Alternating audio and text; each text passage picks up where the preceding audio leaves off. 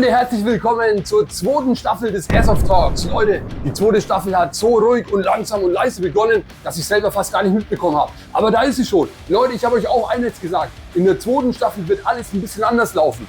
Erste Änderung wird sein, es wird ab jetzt nicht jede Woche eine neue Folge kommen, sondern immer wieder. Deswegen abonniert den Kanal und klickt auf die Glocke, dass du auch nichts verpasst. Zweite Änderung wird sein, wir werden nicht mehr nur Airsoft-Felder und Airsoft-Teams vorstellen, sondern wir werden uns auch Influencer aus der Community vorknöpfen und ausquetschen, so wie ihn hier. André, war irgendwas? Sind alle da? Elo? Elo, bist du hier? Elo?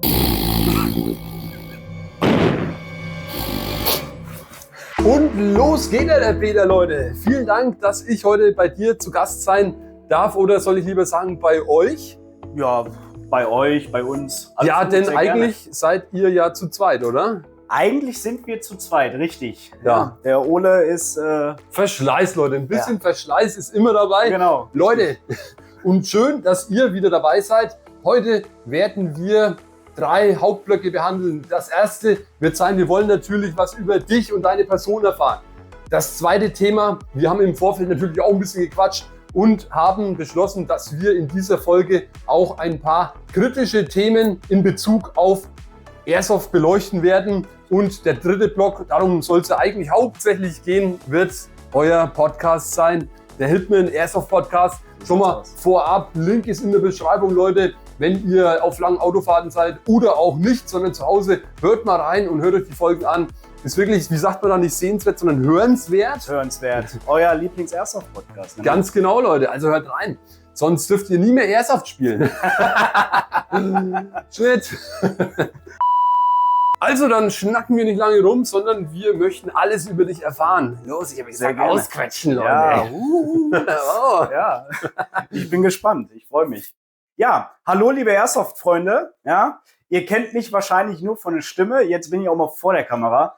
Ich bin der André, ich bin 30 Jahre alt und ja, vom Beruf aus bin ich Soldat. Vielleicht haben die ein oder anderen auch schon mal was darüber erfahren in dem ein oder anderen Podcast von uns. Ja, ich freue mich natürlich, dass das geklappt hat heute, dass wir hier sitzen dürfen. Und ja, ich bin ganz gespannt, auf welche Fragen ich mich da ja, einstellen kann. Ganz klar, also die erste Frage war ja eben ein bisschen was zu deiner Person. Das haben wir jetzt erfahren, aber hier geht es ja hauptsächlich natürlich um das Thema Airsoft. Und damit bist du ja auch hier bestens, sag ich mal, Betucht, ganz ja. genau.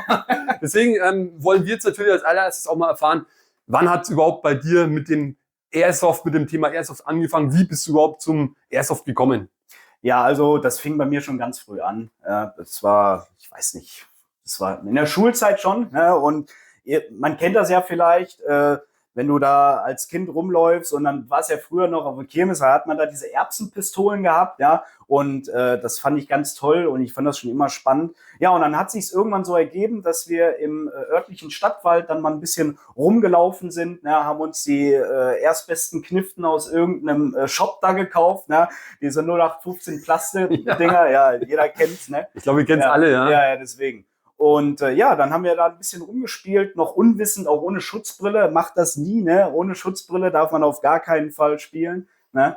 Und ja, das fing dann 2007 fing das an. Da war ich frische 14. Ja? Und ja, so kam das dann alles nach und nach. Und irgendwann hat sich dann halt so ergeben, dass die Leute halt jugendlicher wurden, erwachsener wurden. Ich bin dann auf den Trip halt hängen geblieben, ja, wie so ein LSD-Trip oder sowas. Ne? Ja, und seitdem bin ich immer dabei. Ich habe nicht einen Tag Pause gehabt. Und ja, dann kam es dann irgendwann 2020 auch dazu, dass ich den Podcast gemacht habe mit Ole, ja, dass wir den Podcast ins Leben gerufen haben. Und davor habe ich auch Milsim schon betrieben und alles. Also ich kenne mich, was spielerisch ausgeht, schon aus. Ja, seit 2007 dabei, nie die Motivation verloren. Und jetzt sitzen wir hier. Ja, offensichtlich, weil es um Airsoft geht. Ja, das hört sich ja super an. Eben super Hobby, ja. Und über deine Gier werden wir später auch noch ein bisschen was erfahren. Beziehungsweise Leute, ich verrate es euch schon mal. Dranbleiben, deswegen habe ich ja gesagt, schön abonnieren und so weiter, denn da wird es eine extra Folge geben. Ja. Was ist dein Loadout wert? Das wollen wir wissen, das wollen wir erfahren. Oh, komm. Machen wir direkt weiter. Machen wir direkt weiter. Genau. Also, deswegen, meine nächste Frage wäre jetzt hier, du sagst, du bist regelmäßig dabei, du bist regelmäßig am Zocken. Wo kann man dich denn antreffen? Auf welchen Feldern hüpfst du rum? Wie oft kann man dich da antreffen? Ja, es wird natürlich etwas weniger, ja, aufgrund auch meiner beruflichen Situation und allgemein bin ich jetzt natürlich nicht im Monat 2-, 3-mal zocken, ne, also, oder jedes Wochenende zocken. Und wenn ich dann mal zocken bin, dann bin ich meistens immer entweder in Holland zocken, ja, zum Beispiel auf der Area 077, ja, oder ich war auch schon bei Blackout, aber auch Lippstadt kann man mich hin und wieder mal antreffen, genauso wie auf der Area 49, das ist da bei Haaren an der Ems, und auch hin und wieder mal im Airsoft-Park Aachen. Ja, und hauptsächlich in NRW. Ne? Und wenn dann so größere Sachen sind wie die Beerzone, ja, auf der Beerzone sieht man mich auch hin und wieder mal, kann man mich auch antreffen. Aber ich werde das natürlich, oder wir geben das natürlich vorher alles immer bekannt in unserer Story, wo wir wann spielen gehen, sodass die Leute auch eine Chance haben, mich dann oder Ole und mich dann persönlich kennenzulernen, um mal ein bisschen zu schnacken, so wie wir jetzt zum Beispiel. Du hast gesagt Story, also meinst du jetzt bei Insta? Ja, genau. Leute, selbstverständlich hier folgen bitte. Das heißt, Link findet ihr ebenso in der Beschreibung. Da werdet ihr dann sehen, wo die Jungs eben am Zocken sind. Und wenn du mal so richtig kassieren willst, dann komm einfach mal einen Trade gegen ihn an, ja? Ja, gerne. 1 gegen 1 ist immer gut. Klar, auf jeden Fall. Klar. Schnitt. Also Leute, 1 gegen 1 ist gegen ihn möglich, aber wir wollen ein bisschen mehr über dich als Spieler erfahren. Das heißt, was spielst du denn am liebsten? Capture the Flag? Spielst du am liebsten CQB? Machst du alles? Bist du ein Allrounder? Erzähl mal ein bisschen.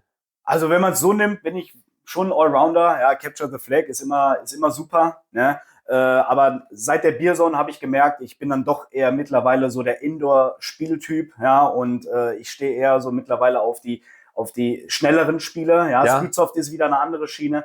Aber ich stehe unheimlich jetzt mittlerweile auf dieses schnelle Capture the Flag oder hier Bomb Planting oder sowas. Und ja, da ist Action, da hat man keine langen Wege zum Spawn zum Beispiel, nicht so wie auf so großen Events, ja, und dann kann man direkt wieder rein und Power geben, also das ist egal. Also so ein Milsim, jetzt hier so ein, wäre jetzt nicht so dein Fall. Da muss ich mich halt drauf einstellen, ja. Also wenn ich mal wirklich sage, ich habe wieder Bock auf eine Milsim, ne, dann ist das auch gar kein Problem. Es geht halt mittlerweile, habe ich da auch keine Lust mehr, alle 2 Wochenenden oder alle 2 Monate auf eine Milsim zu fahren, wo ich kilometerweit zum Spawn laufen muss oder sowas. Ja.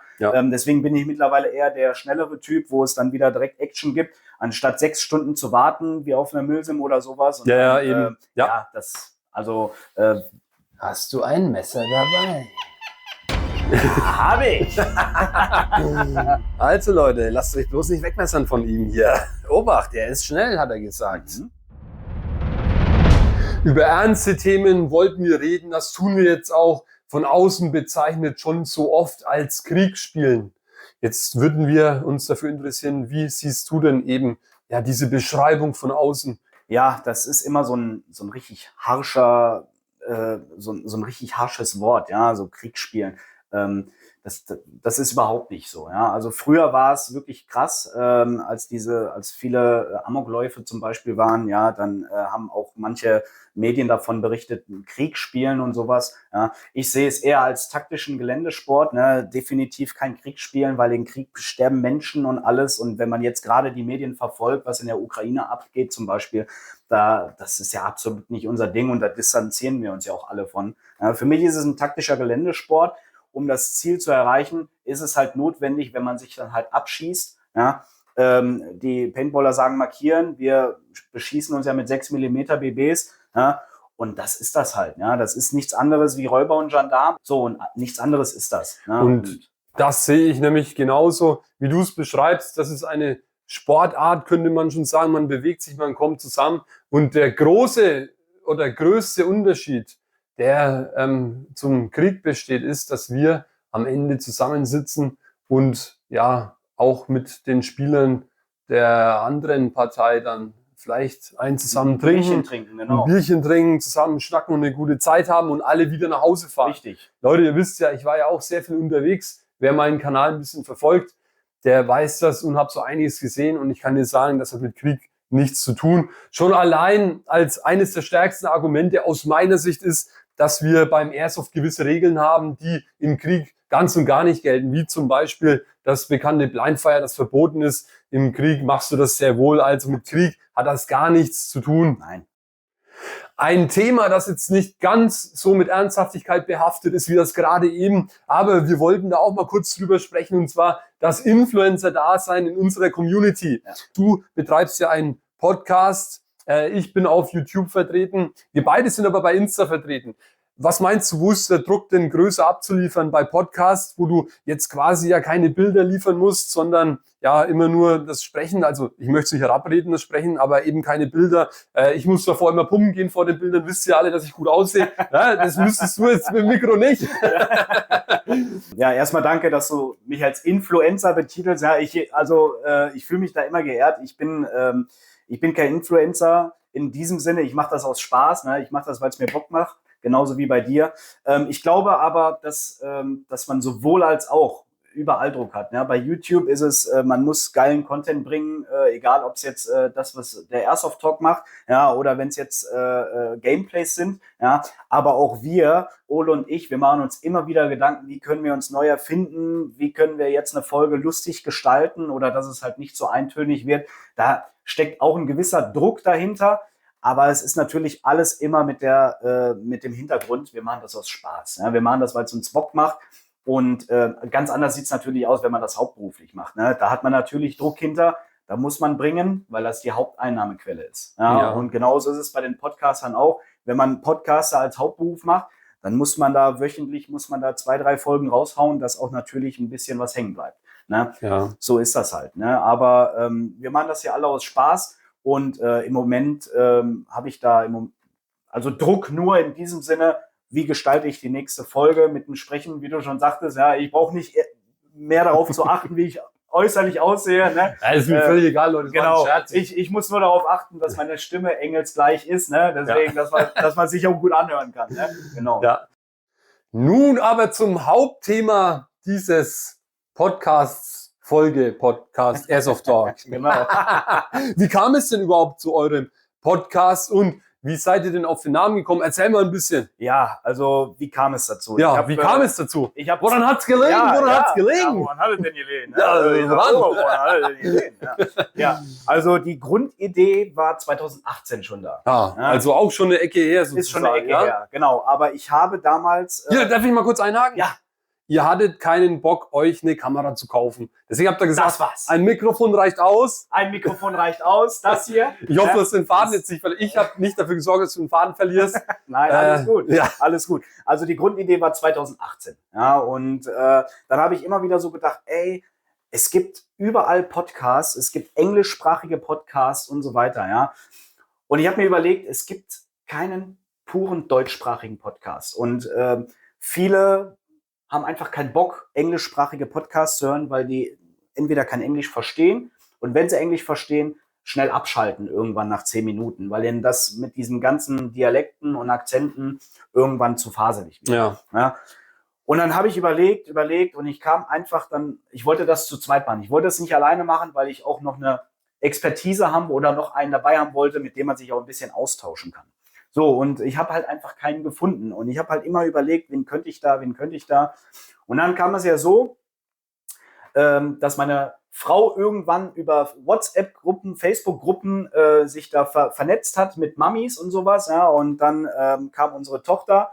Und später war das dann so, dass ich Ole kennengelernt habe. Über den Geburtsvorbereitungskurs. Genau, ja, quasi. Ja, richtig, das war ja, und dann hat man sich halt getroffen, ja, man ist halt näher gekommen und wir sind ja bis heute auch noch befreundet, gut befreundet und treffen uns ja auch regelmäßig. Ja, und dann habe ich einfach so gedacht, ey, warum nimmst du nicht einfach einen kompletten Newbie, der gar keine Ahnung hat, und einen alten Hasen wie mich und quatschen einfach mal. Und Ole war damals in dem Thema gar nicht drin. Ich habe ihn da quasi mit ins Airsoft-Boot geholt. Ja, und er war auch direkt Feuer und Flamme gewesen. Mhm. Ja, und so kam das halt, dass ich ihn dann angesprochen habe, ob er nicht Bock hätte, mit mir einen Podcast zu machen. Ah, das ist ja auch interessant. Das heißt, der hatte gar nichts mit dem Thema Airsoft am Hut. Null. Nicht mal hier mit 8 mit der Erbsenpistole im Wald. Ja, doch, das also, bestimmt schon, aber doch, das schon. Und er war auch schon davor 1- oder zweimal mit Spielen. Ich Ja. habe ihn halt mitgenommen. Ja. Und er fand das halt cool.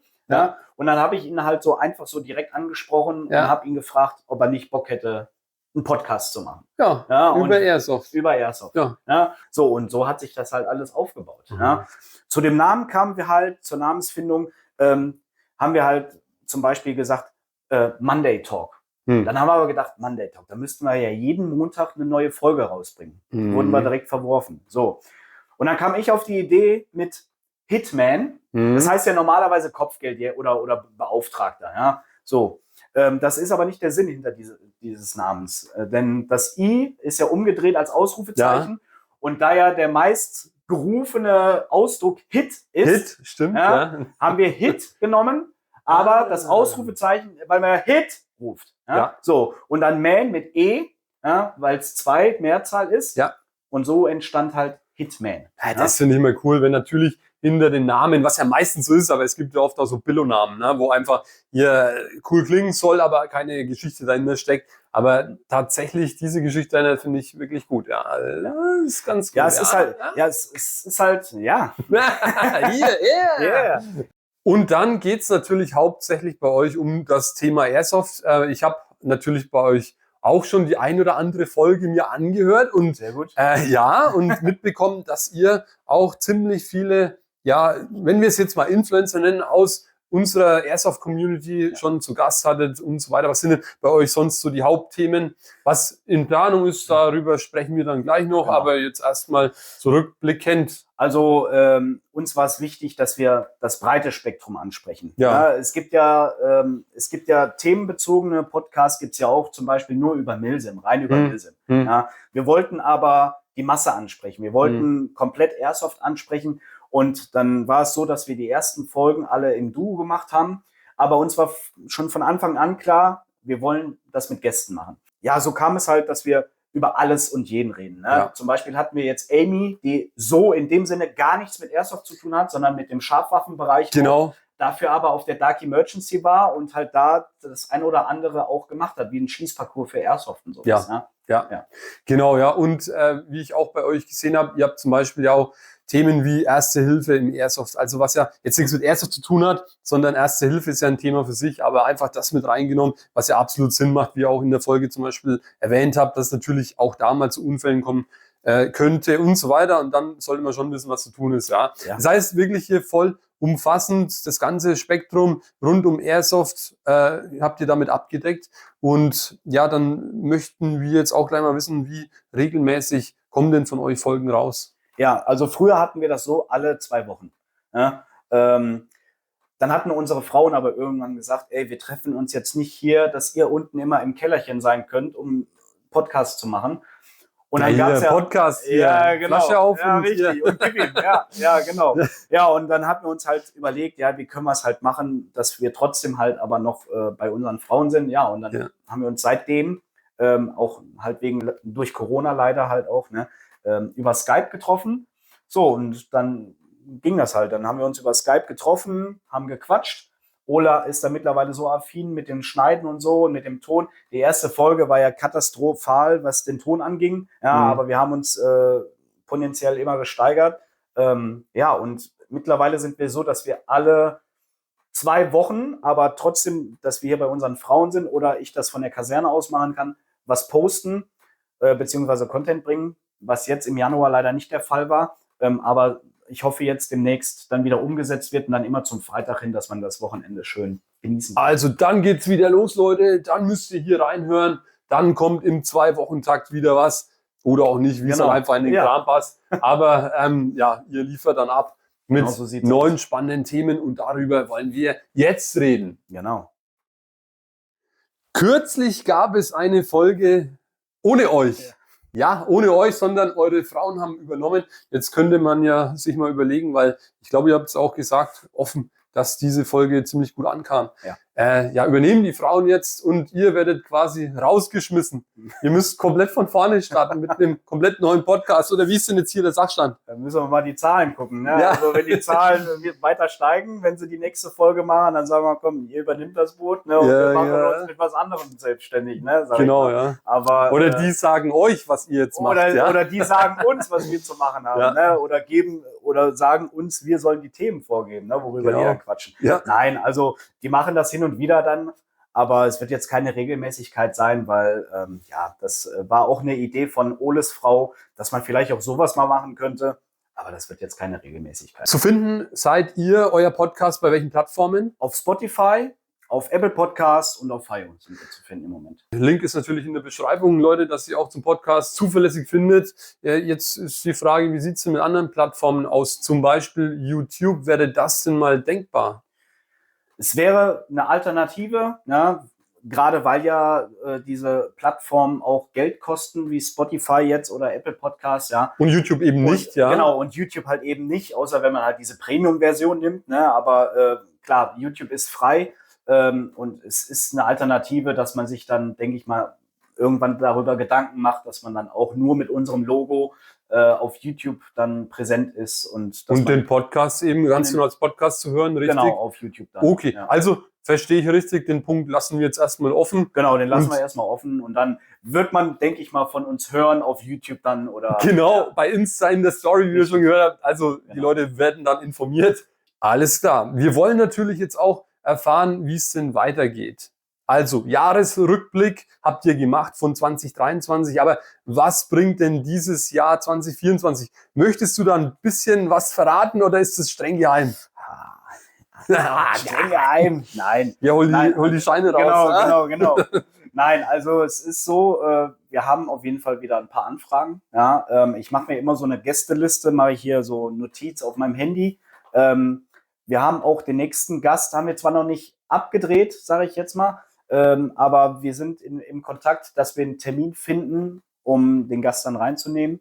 Und wir haben dieses Jahr nicht so viele Gäste wie letztes Jahr, weil letztes Jahr hatten wir ja den Gästemarathon, wo ja die Gäste davor vor diesem Jahr dann da reingekommen sind.